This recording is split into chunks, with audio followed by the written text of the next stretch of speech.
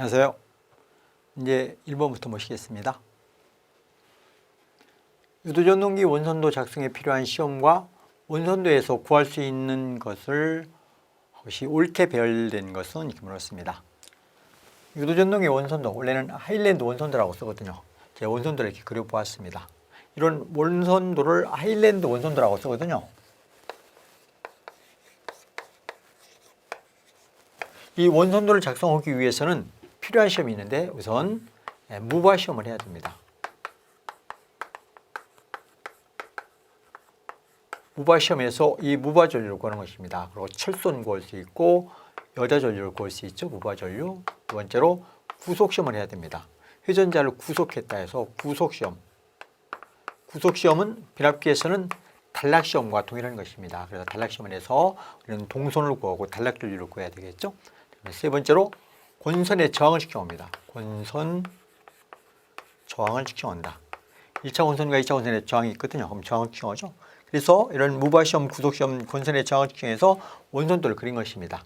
여기를 전압부여 한 축으로 놓고 무바시험에서 여자전류를 구했고 단락시험에서 단락전류를 구하고 부하를 걸어서 이게 부하전류가 되는 것입니다. 여기서 수직선을 내려갔을 때 여기에 무엇이 다 있습니다. 무엇이 있냐면 철선이 있고 1차 동선 P1C가 있고 2차 동선 P2C가 있고 2차 입력 P2가 있고 이게 전체 1차 입력이 되는 것입니다. P1 이런 것들을 산출할 수 있는 게 원선도이거든요. 자, 그러면 보기를 보실까요? 무바시험에서 1차 입력. 그러면 무바시험은 필요죠. 무바시험은 필요한 것이고 여기서 원선도에서 볼 수 있는 것은 무엇이 된다? 1차 입력을 볼 수 있네요. 이게 1차 입력이 되거든요. 1차 입력 철선, 1차 동선, 2차 동선, 2차 입력 그냥 다 구할 수 있는데 무바시험에서 이것을 구할 수가 있습니다. 이것만 바른 표현이 되겠네요. 다른 것들 보실까요? 부하시험 필요 없죠? 부하시험 없고 슬립 측정, 슬립도 이 원선도에서 볼 수 있는 게 슬립입니다. 그래서 필요 없고 구속시험, 회전자를 구속했다는 얘기인데요.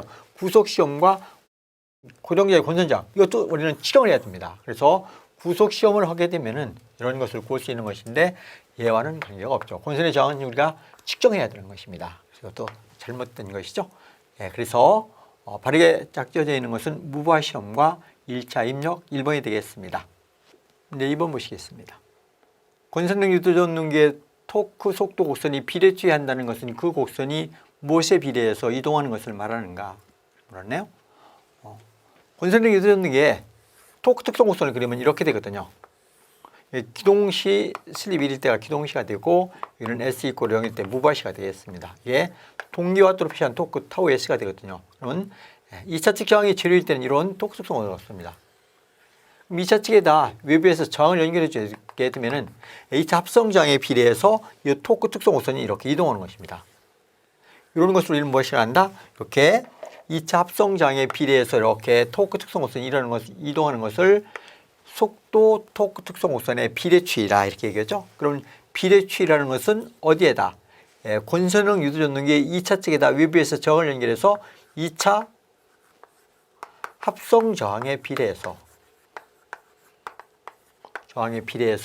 토크 특성 곡선이 이동하는 것을 토크 특성 곡선의 비례추이라 하는 것이죠. 2차 권선의 자체의 저항이 있고 외부에서 저항 R를 연결해 주거든요. 이것에 비례해서 이동하는 것, 이것을 비례추이라 이렇게 이야기하고 있습니다.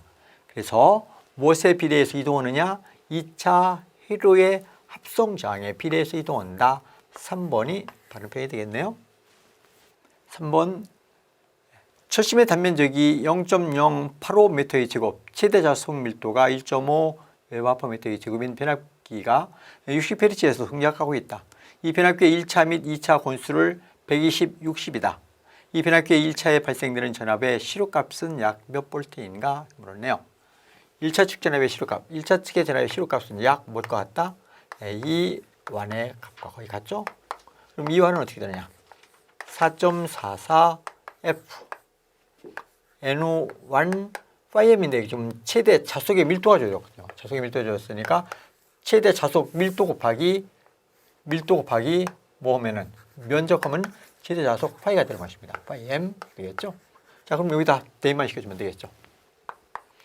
4.44F N우가 주파수가 각각 넣어주면 되겠죠. 주파수는 60Hz로 줘졌습니다. 60Hz 일자 권수가 이게 120이 되는 것입니다. 120회.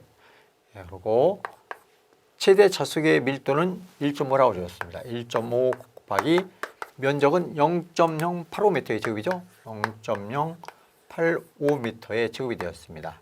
이 값이 얼마인가? 이것을 산출하는 것이죠.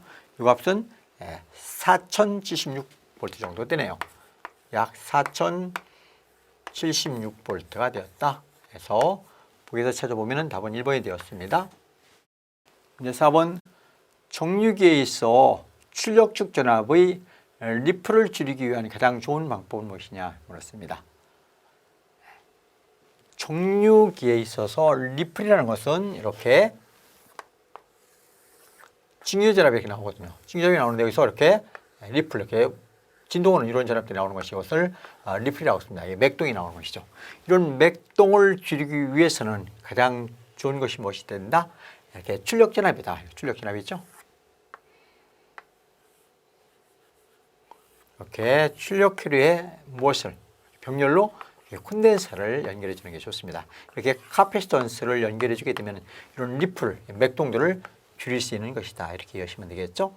그래서 저항, 부하 저항에 병렬로 카패시터를 접속한다. 답은 4번에 있죠.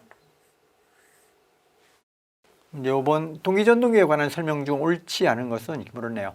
동기전동기는 일반적으로 유도전동기에 비해서 특성이 아주 나쁩니다. 그러니까 기동 토크가 작으며 또 난조가 발생되고 여러 가지 속도 제어가 좀 난해하거든요.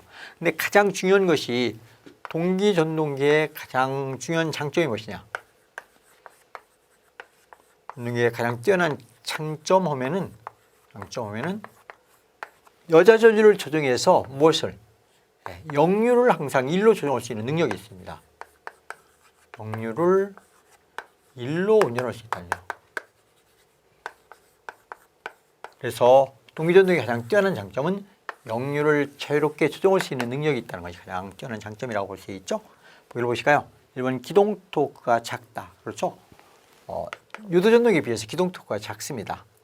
두 번째, 역류를 조정할 수가 없다. 틀렸네요. 역류를 항상 1로 운전할 수 있는 장점을 갖고 있거든요. 그래서 역류를 조정할 수 없다는 얘기는 잘못됐네요. 난조가 일어나기 쉽다. 여자기가 필요하다. 증유전력이 필요하거든요. 그래서 다 맞고 2번이 잘못되었습니다. 근데 6번 증유발전기에서 양호한 정류를 얻기 위한 방법이 아닌 것은 이렇게 물었네요. 증유발전기의 양호한 정류 개선책이 있죠.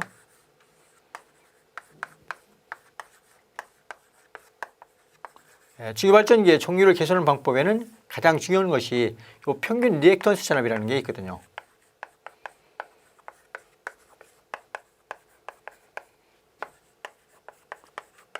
이 평균 리액턴스 전압이 E는 이꼬로 L우 정류주기 T10분의 2 IC가 이게 평균 리액턴스 전압이거든요. 이 평균 리액턴스 전압 때문에 정류의 불량을 초래합니다. 그래서 정류를 개선하기 위해서는 가장 중요한 것이 무엇이다? 평균 리액턴스 전압이 얘가 작아야 됩니다. 평균 리액턴스 전압 작을 것. 이거 작아야 되겠죠? 그럼 이것을 작게 해주기 위해서는 뭘 설치한다? 보극을 설치하는 것입니다. 보극을 설치해서 이 전압을 상쇄시킬 수 있는 전압을 만들어서 정류를 개선해 주는 것이 바로 가장 유효한 정류의 개선책 중에 하나입니다. 보극을 설치한다. 또 전기자 반작용에 의해서 불꽃이 발생되는데 전기자 반작용을 방지하기 위해서 보상 본선을 설치하는 것도 좋은 것입니다. 보상 본선을 설치하는 것. 원래 보상 본선은 궁극적인 목적은 전기자 반작용을 방지하는 것입니다. 그럼 전기자 반작용을 방지함과 동시에 정류를 개선하는 데도 도움이 되는 것이죠. 그리고 정류의 편과 브러쉬의 접촉 저항이 큰 것이 좋습니다. 접촉 저항을 크게 해준다.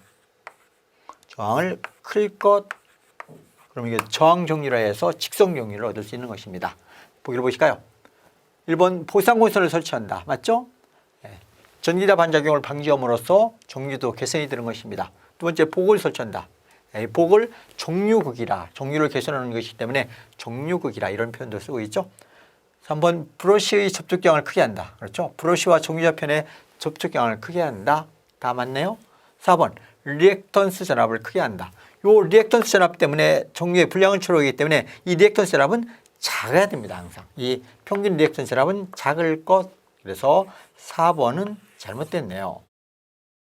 문제 7번 삼상 유도전동기의 기동법으로 사용되지 않는 것. 삼상 유도전동기의 기동법은 스타델타 기동법. 이건 농용에서 출력이 5kW에서 15kW, 중용에서는 스타델타 기동법을 쓰며 용량이 클 때 출력피가 20kW 이상일 경우에는 기동보상기법을 사용합니다. 그리고 2차 저항에 의한 기동법은 이것은 곤선형에서만 쓰는 것입니다. 곤선형 유도전동기의 기동법은 2차 측에 저항을 연결해 준다. 그러면 1, 2, 3번은 다 기동법 맞네요. 4번 극수 변환 기동법.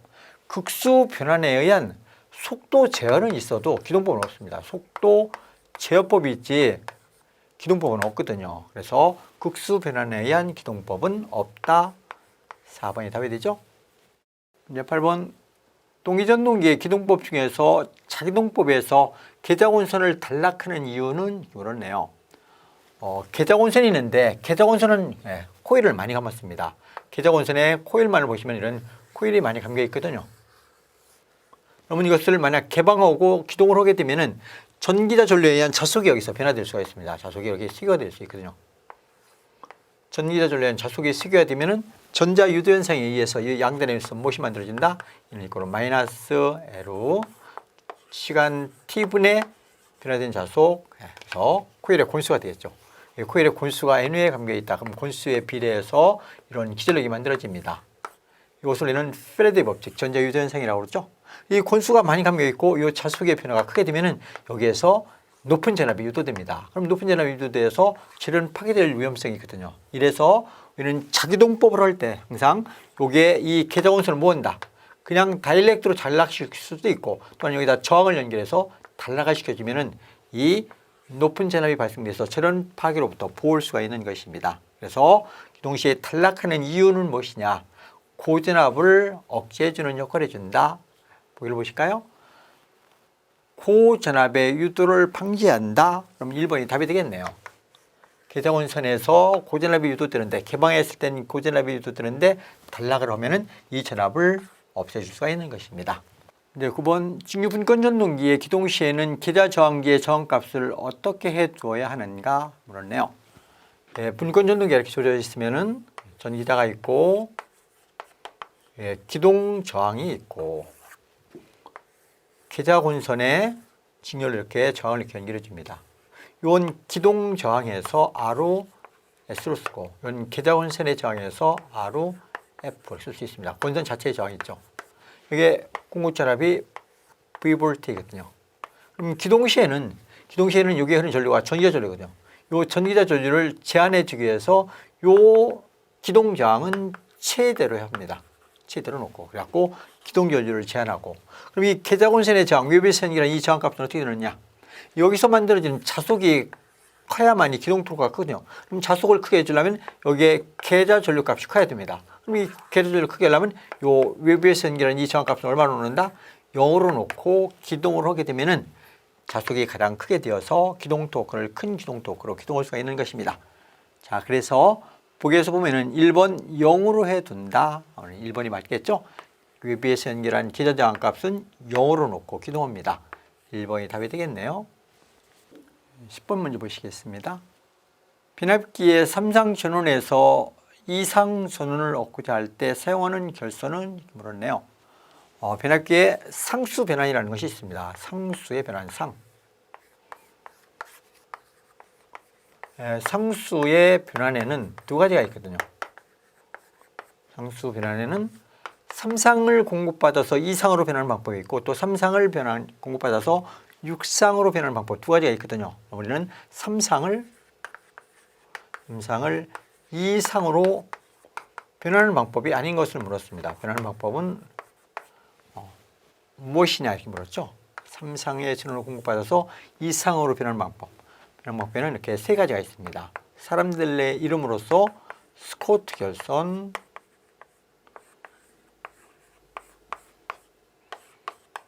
일명 스코트 결선은 모양이 T자 모양으로 연결되어 있다 해서 일명 T결선이라고 듣죠. T결선 가장 많이 사용되는 게 이 스코트 결선이며 두 번째로 메이아 결선.